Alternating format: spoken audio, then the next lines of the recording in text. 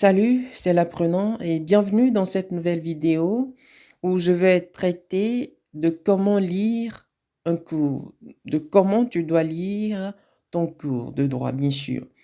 Alors, d'abord, tu dois démarrer la lecture de ton cours en fonction des possibilités qui s'offrent à toi. Et comment commencer? Donc, je vais dire que lire et où faut-il commencer? La meilleure solution, à mon avis, consiste à lire le cours du professeur, donc le polycopier. Et puis, un manuel ou un précis. Et en troisième lieu, sur une question, quand tu veux l'approfondir, bien sûr, il faut lire un traité beaucoup plus approfondi. Donc, c'est un gros ouvrage, c'est un vaste ouvrage qui traite, un ouvrage volumineux qui traite d'un sujet précis. Alors, parlons du coup du professeur. Si un polycopier est disponible, tu dois te le procurer. C'est ton premier outil de travail d'ailleurs.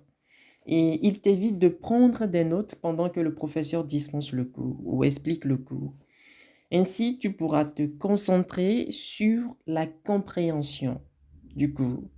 Car, à mon avis, vouloir tout prendre ou vouloir tout noter perturbe la compréhension finalement du cours.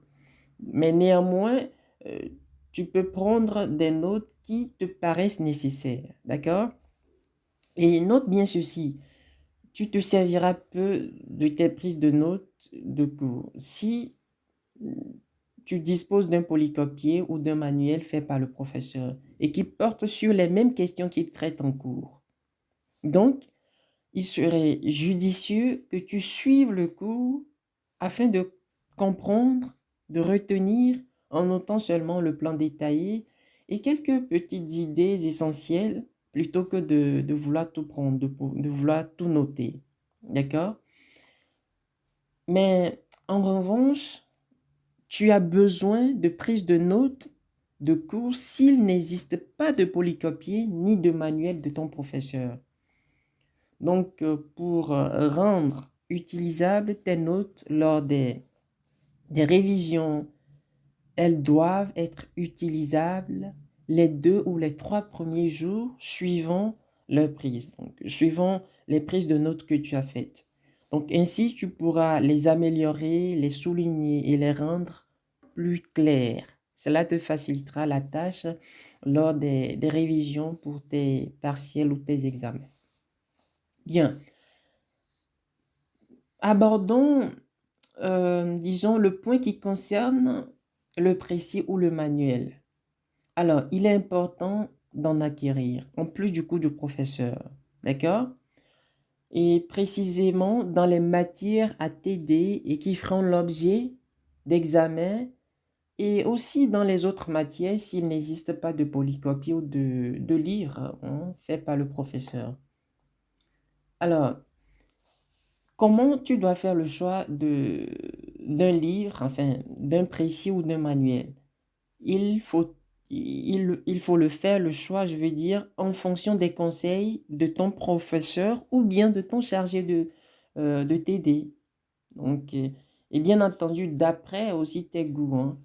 Alors, aussi, tu dois consulter un traité quand tu veux traiter de manière complète une question. Et il vaut mieux aller à la bibliothèque pour le consulter plutôt que de vouloir à tout prix l'acheter, car ça coûte cher pour un étudiant. Oui.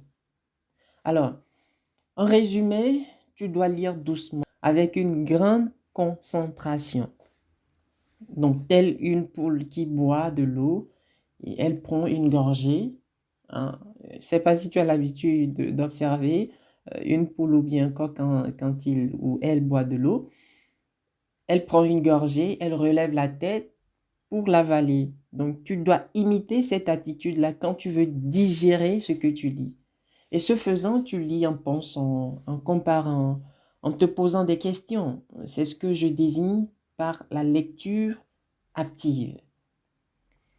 Et il faut lire avec un marqueur ou un crayon à la main. Ainsi, tu annotes des indications en marge des pages que tu lis.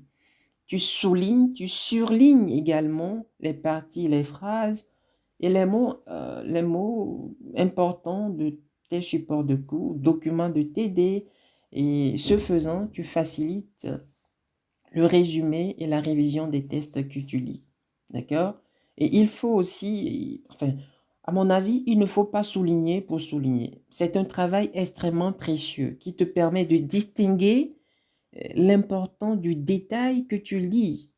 Le détail ici, c'est quoi? C'est le polycopier que tu lis, du professeur bien sûr. C'est le manuel que tu lis.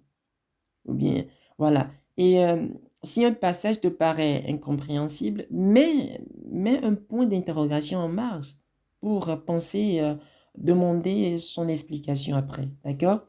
Voilà ce que je voudrais te dire sur la lecture du cours.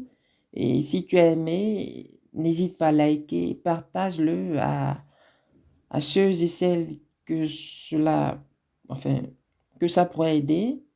Et prochainement, je te parlerai de comment résumer un cours plus ou moins volumineux.